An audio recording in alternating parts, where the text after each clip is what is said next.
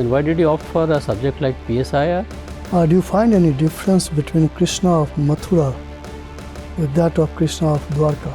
Can you please tell me, is there any difference between diary writing and journaling? So how do you understand this statement in the present context? And how are these non-permanent members elected?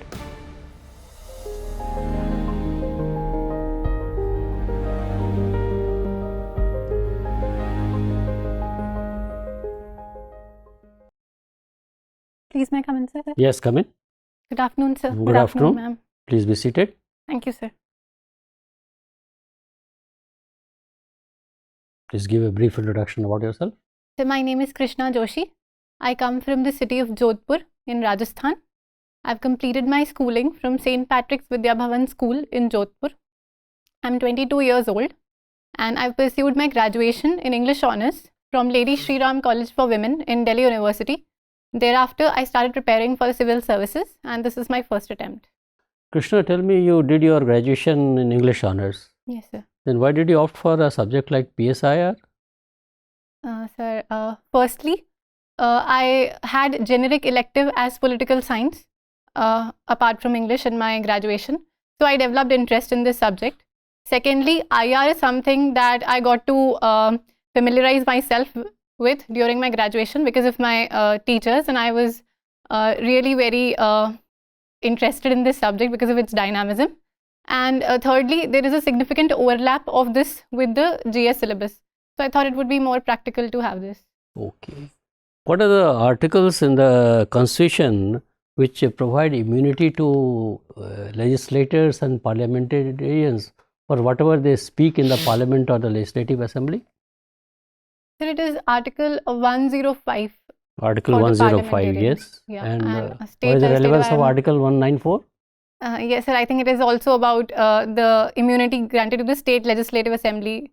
Okay. Okay. So recently, the Supreme Court of India has delivered a verdict. Yes, sir. In the popularly known as a vote for bribe case. Yes, sir. So what was the essence of that verdict?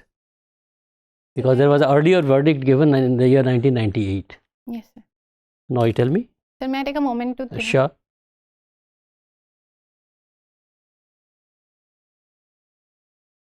Sir, the first ruling was known as the JMM bribery case, and in that, the Honorable Supreme Court had ruled that the MPs and MLAs have immunity for whatever they speak or whatever vote they cast in the Parliament or the Legislative Assembly, and therefore, even if they are doing it after taking a bribe, it does not matter. However, this ruling has been reversed now. So recently, the court said that there is no immunity for this taking of bribery, and they will be prosecuted in case they have taken a bribe for their voting or anything they have spoken in the Parliament or the Legislative Assembly. And secondly, the taking of the bribe, even acceptance, is a complete offence. So it's not necessary that they speak in line with that. Wonderful. What do you mean by basic? What do you mean by basic structure doctrine? Sir, the basic structure doctrine was given by the Honorable Supreme Court in the Kesavan and the Bharti case in 1973, and it says that the Parliament has the power to amend any part of the Constitution except the basic structure. Though this concept has not been defined, but it is said that all those fundamental principles of the Constitution, if altered, will alter the very identity of the Constitution. They are known as basic structure. Okay. You are from Jodhpur, Yes, isn't sir. it? Tell me, how do you plan to contribute to the development of your district if you are appointed as the district collector? Sir, I have thought about certain areas which would be my priority in order to develop Jodhpur. First thing would be education, because not just in Jodhpur but in the entire Rajasthan, literacy rate has been comparatively very less. That is approximately 66%. So I would like to focus on education at all levels, particularly at the elementary level. Secondly, I would like to focus on waste management, because this is a very prominent issue that I have myself observed in Jodhpur, that the handling of waste is not proper and it is leading to a lot of diseases as well among the people. So I think sanitation and waste management is a need. And thirdly, I would like to focus on women empowerment, because this is also something which I have observed, that although a lot of industries are coming up now, but still women are still in their homes, restricted to those four walls. So I would like to focus on their empowerment, their education and healthcare. Okay, talking about the women empowerment, do you think that campaigns like Lakpati Didi or Namo Drone Didi are really going to empower women, or is just symbolic in nature? Sir, in my opinion, campaigns like Lakpati Didi and others, they are definitely going to contribute towards strengthening women, because firstly, they are normalizing the issue and they are bringing the issue in front that yes, there is a problem with regard to our women and we need to empower them. So by these these slogans, I believe that even in the mass level, this awareness has come. Okay, one final question. Do you think that by giving them economic freedom or financial freedom, women really become empowered? Sir, I believe that women empowerment requires a holistic approach. It requires social, economic, as well as other cultural factors need to be taken into account. However, economic freedom is also a very important component of their empowerment. And if they are given economic freedom or coupled with financial literacy, I think this will contribute in bringing them towards parity. Thank you very much, Krishna. Thank you, sir. Krishna, Yes, sir. do you find any difference between Krishna of Mathura with that of Krishna of Dwarka? I'm sorry, sir. I'm not very good at mythology, so Okay. I'm not aware. And are you interested in historical continuity and change? To some extent, not very great. On that basis, can you make any guess? So can I make a guess? Yes. So, sir, what I can think of is that Krishna of Mathura was a small young Krishna, Yeah. the baby Krishna that we had, and in Dwarka he was the king Very good. who ruled. Yeah. Good. Krishna, what is Commonwealth? Sir, in general or like the organization, should I answer? First in general, then organization. Sir, in general, Commonwealth means something which is like the common, a common organization or an institution which will contribute to the welfare of all those who are its members. That is the term which means Commonwealth. Yeah. And Commonwealth of Nations is a grouping of 56 members who were either a part of the British colonies or they are connected to the colonies, and they have made a grouping called Commonwealth of Nations where they interact in cultural exchanges and social programs. So, do you have any idea that when India attained independence, so and India wanted to remain the member of Commonwealth, there was a change in the constitution of Commonwealth. Any idea about that?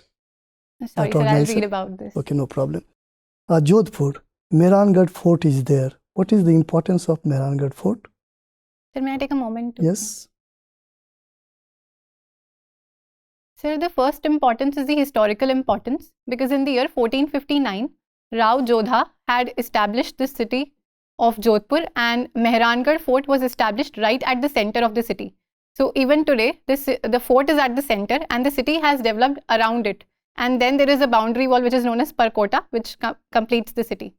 Second, it has religious significance because there is a temple of Karni Mata there, which she is the primary deity of Rajputs as well as other groups in the society. And thirdly, I believe that it has importance for the tourism of the district, because this is a well-known fort and it has a lot of historical cannons are there, and the royal princes and their artifacts are there, because of which we have a lot of tourists visiting that place. Which VSc and SEC paper you have studied in LSR? VSc and SEC, value addition course and... Yes, sir. Sir, one was for communication and another was for environment. Environment. Okay, that's very good. Now, just tell me about Gandhi's attitude towards the role of women. May I take a moment? Yes.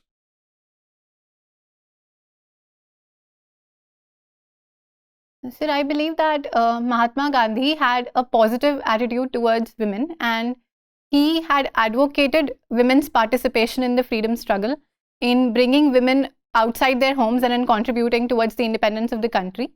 And secondly, his movement itself has been called by the scholars as a feminist movement because it prioritized non-violence and peace, because of which women could participate in a better way towards that. So I believe that not just in empowering women, but in his understanding, he promoted feminism. Last question from my side. Yes. This year, the International Women Day was celebrated, Yes. and with 3 issues almost. That is the gender equality, or that is violence against women and reproductive rights. So, in the background of this, just give one message to all the women of the world from your side. Sir, I would like to say to all the women of the world that we are in 21st century and we are the women of the modern days. So it is our duty and in fact our responsibility that we fight against the barriers that are coming in our way and we constantly move forward in achieving what we are, in achieving what we want to. So yesterday I remember that I wrote a quote in my diary that we should be a woman who we want to be and not whom we are expected to be. So I think we should learn to define our own boundaries, our own goals, and pursue them relentlessly. And even if there are obstacles, we need to be resilient against them. And I would like to say to all the women that today, since I have been a privileged woman who has been able to reach this place, so it has been my dream that when I am in a position of power, I will make sure that I do not represent just myself, but I represent all those women of the world who have been facing obstacles and who have not been able to achieve their potential. Okay, Krishna, thank you. Thank you, sir. Krishna, diary writing is one of the passions that you pursue. Yes. Can you please tell me, is there any difference between diary writing and journaling? Sir, one aspect of difference that I am aware of is that diary writing is more of a personal form of writing in which people enlist their daily activities or their personal feelings or emotions, whereas journaling is more of a formal type of writing which is about a specific subject. Okay. Also tell me, hobbies in general and diary writing in particular, how does it help you in becoming a more good person in your life? Sir, I believe diary writing has added several positive things to my personality. Firstly, introspection and self-reflection is the need I feel that helps me, that I achieve through the diary writing, and it helps me know myself better. Secondly, it helps me analyze the decisions and choices that I'm making in a better way.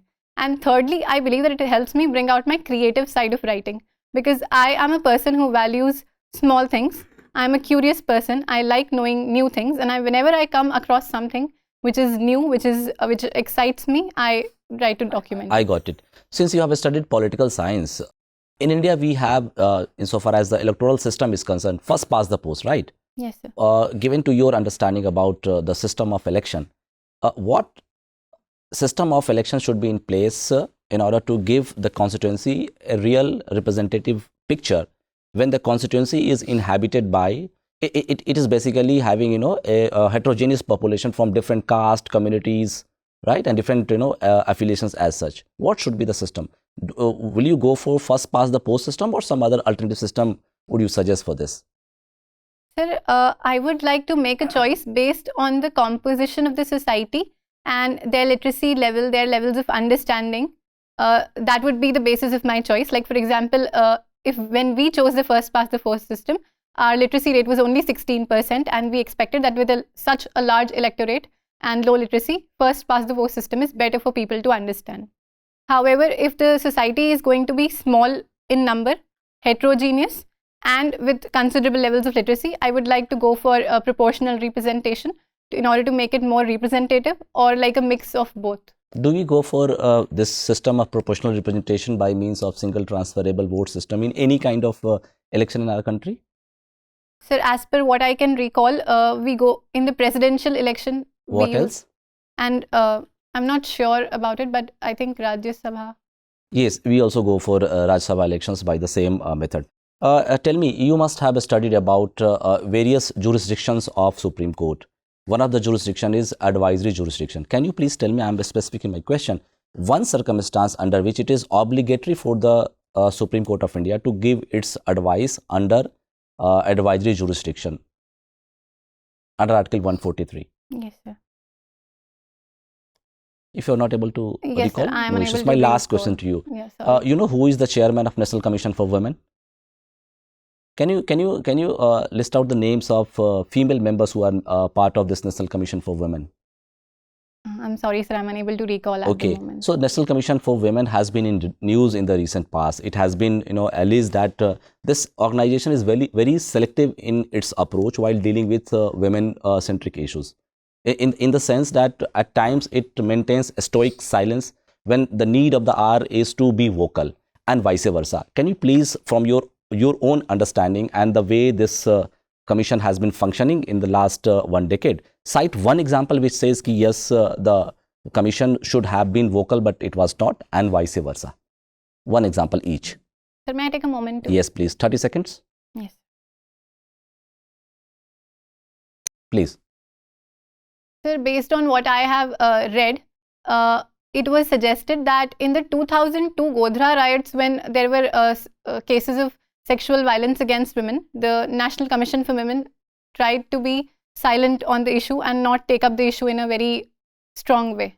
Whereas issues related to like the wrestling, women wrestlers, they are facing an issue, and right now National Commission for Women is quite active. It is supporting them even in the protest on the streets and is constantly vocal about them, as well as during the Me Too Women movement. Me Too movement. Yeah, it was Thank you, there. ma'am. Thank you, sir. Krishna, Yes.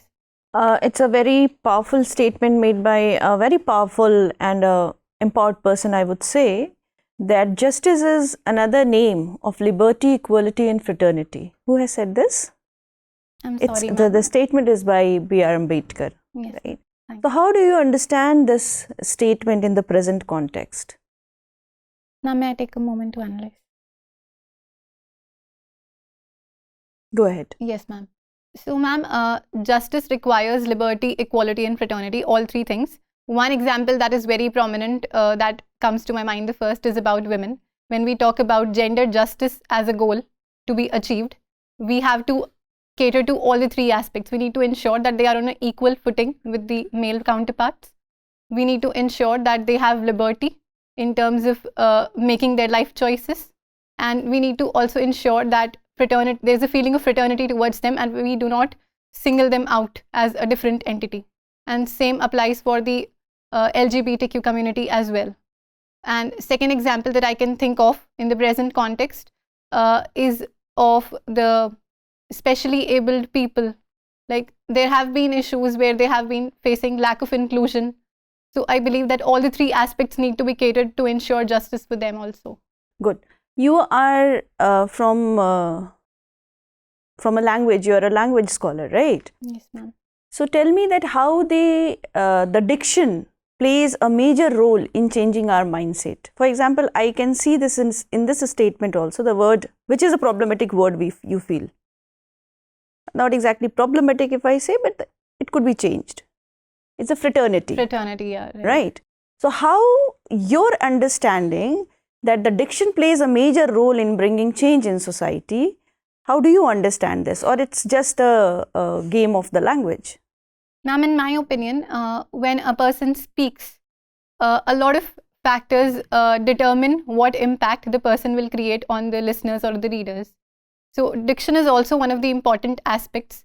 Like the example I can think of, though it is from a book, like in the Julius Caesar play, Mark Antony makes a speech. Yes. And in that, diction is something that completely changes what he wants to say, and that has a completely different impact, and that is very significant.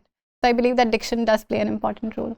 In the present context also, even the Honorable Supreme Court also, it's actually mentioning that we need to change the diction in context of various laws, in context of various happenings which are there in the society. Yes. So can't you recall any example from that? Ma'am, I'm not exactly sure of the diction, but I'm able to recall that the Supreme Court released a handbook in which the pronouns that we use in the laws, they were made gender neutral. Yes. Great. Okay, tell me, Krishna, that what is the relevance and why it is unique, Article 142?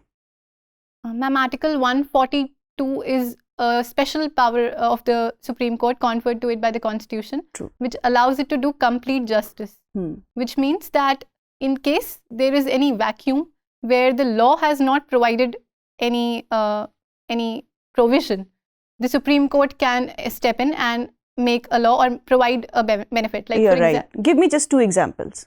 Yes, ma'am.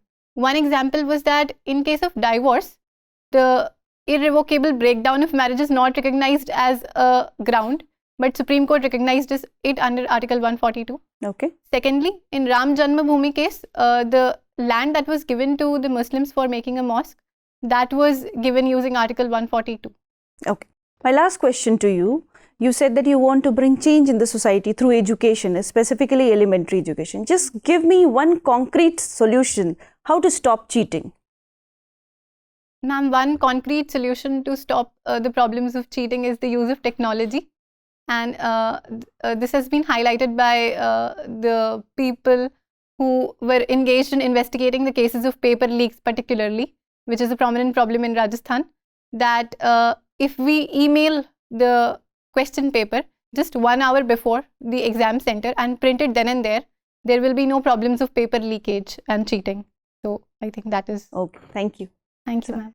Krishna, Yes. can you tell us what is the composition of UNSC? Sir, the United Nations Security Council has 15 members, out of which 5 are permanent, which includes USA, UK, France, China and Russia, and 10 are non-permanent. So these non-permanent members are elected for a particular period of time. Yes, sir. What is that period? Sir, I'm not exactly sure about it. Okay, and how are these non-permanent members elected? Sir, they are elected by the UNGA General voting. Assembly. Yes. Okay. India has been pressing its demand for its inclusion in the permanent membership of the UNSC, but we have not been able to realize this dream till now. What are the hurdles that are not letting India enter into this elite club? So the first hurdle that is blocking our way towards the permanent membership is the veto power of the 5 permanent members, because as long as they have the veto, they will be resistant, more likely, to not share the power. Second hurdle is the coffee club, which is known as the Uniting for Consensus Club, because they are also opposing increase of permanent members. They want consensus to be developed first, and second, non-permanent members to be increased. And thirdly, I believe that we have a lot of competition with the G4 members like Brazil, Japan, and that is why coming to a conclusion is becoming difficult. So, do you think India holds a rightful position to be included in the UNSC permanent membership? Sir, I believe that we do have a strong position in terms of getting the membership, and there are 2 layers of arguments I can present for that. Please. One is that based on the contributions that we have made to the United Nations. First, we have been a founding member. We are one of the largest contributors in terms of the peacekeeping forces. Fine. India is also projecting itself as the voice of the global south. Can you relate this initiative of India with its dream of getting into the permanent membership of the UNSC? Yes, sir, definitely. I believe that from the very starting, we have advocated to be the voice of Global South, and we have also recently held 2 summits called the Voice of Global South Summits to present the opinions of these countries. And this will ensure that when we enter into the UNSC, we do not enter just as one country, but as a representative of almost 125 Global South countries. Okay, great. Krishna, the farmer protests were happening in India, and one of the very key demands of the farmers was the legalization of the MSPs. Yes. Can you tell us how MSP is calculated? Yes, sir. Please. Sir, the formula that we are using right now is called as A2 plus FL. That means aggregate cost plus imputed value of the family labor. And if government subscribes to this demands of the farmers for the legalization of MSP, what kind of financial implications can it have for the public exchequer? Sir, if we agree to the demand of legalizing MSP, an estimate has shown that we will be incurring an expenditure of almost 15 lakh crore every year in order to implement this. and there will be other costs as well added to it, because For how many crops MSP is announced currently? so for 22 and for 1 we have FRP. Okay, thank you. Thank you, sir.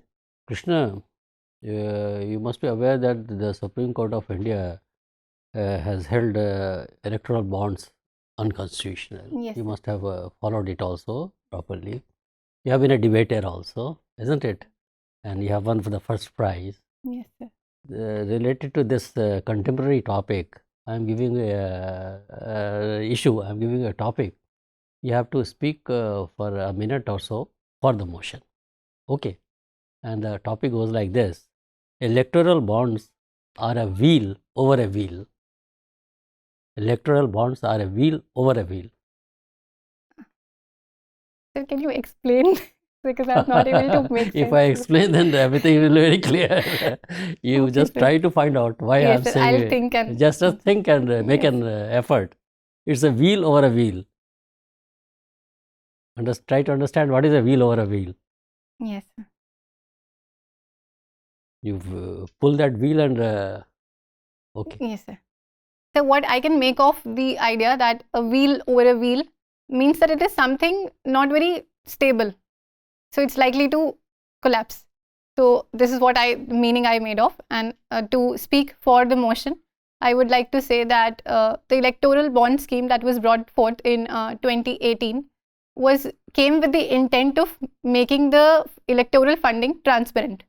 But by making the changes that it made, like in the Companies Act, it allowed even the loss-making companies to contribute towards it, and the complete anonymity that it gave to the donors, which completely shows that this was not going to hold in the face of judiciary, because it is against the people's freedom of speech and expression, freedom of information, and also by allowing unrestrained influence of the business and the commercial sector in electoral funding. It has also something, it has some, in an indirect way, it has impacted our basic structure part of the constitution, which is the democracy and free and fair elections. So that is why it was a wheel on wheel and it could not sustain itself. Thank you very much, Krishna. Thank you, sir. Nice interacting with you. Your interview is over. You may go now. Thank you, sir. Thank you, ma'am.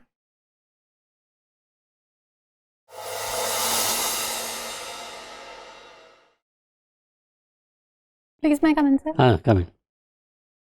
Sit down, Krishna. Yes. Thank you. This is a first attempt you said, na? Yes, sir. Okay.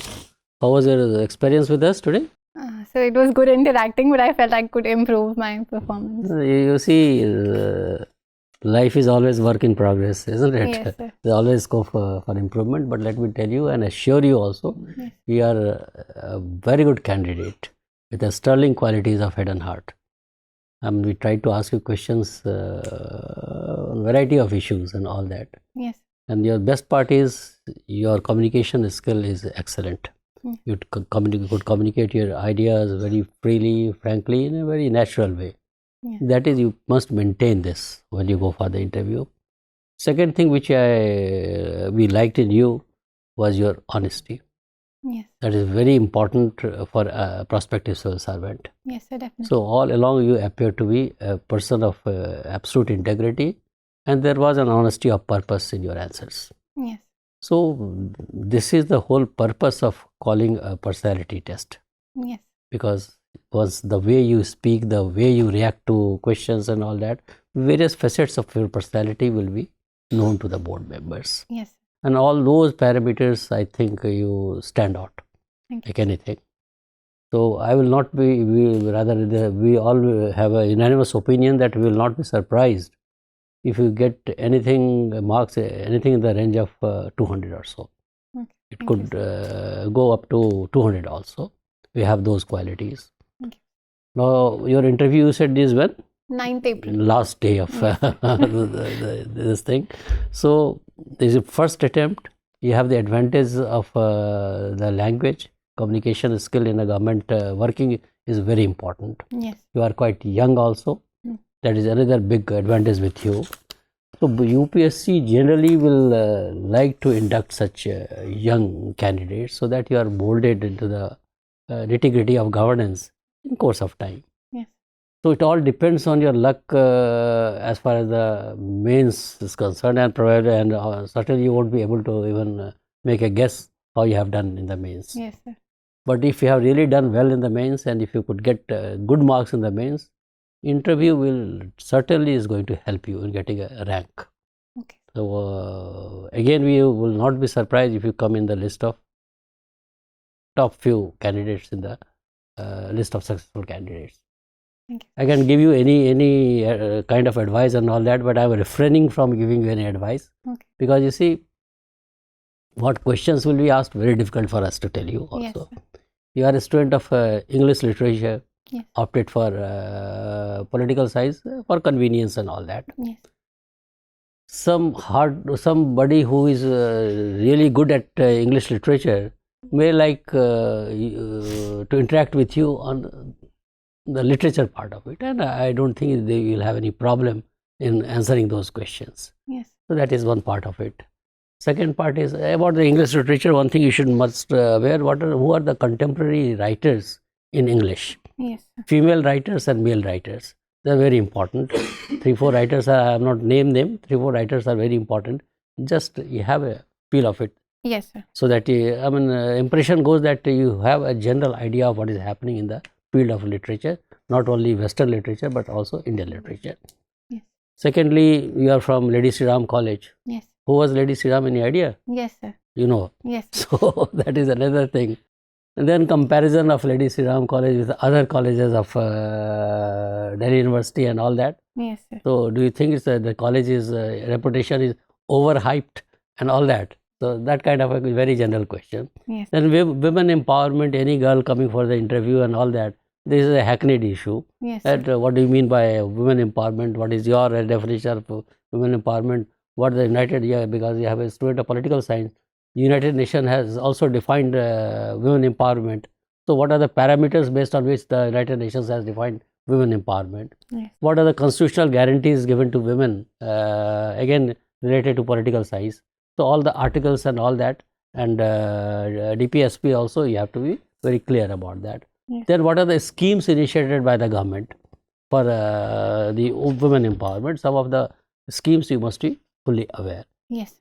And then gender equality, women movement for the women-led movement. What is the distinction between the two? Yes. Like the one which you have witnessed on 26th January in the Kartabya Path, whether is an example of a women-led movement or otherwise. Yes. No. Then you are a girl from Rajasthan. Yes. Status of women Yes. and the health care concerns of women, that is very important. So that also, and what is your prescription, what is your suggestion, what is your advice? Suppose if you are given the mandate to suggest ways and means Yes, sir. to bring about qualitative change in the status of women, what all you require to do. So some just to know whether you can think differently, whether you have that, you can think out of the box, that innovative faculty of your mind. Yes, sir. Somebody may ask you such questions, but whatever questions are asked, we are pretty sure that you are going to handle those questions efficiently, effectively, and with full confidence. Absolutely no problem. Maintain this level of energy. Yes. This level of your total persona is very good. Positive body language, maintain that when you go for the interview, and the rest leave it to the God. We'll take care of you. Okay. Okay, sir. All the best from our side. If you have any specific question to ask. Yes, sir. Yeah. So I have two questions. One is that on 9th April, that is the interview day, there are a lot of festivals on that day, like Eid and Gudi Padwa and one more Cheti Chand and all. So, like, to what I depth? think you never know. It's very unpredictable. You see, the Yeah. interview part is so unpredictable.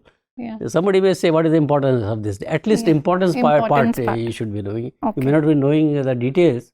Whatever little information you can gather, you collect that information. It's always good.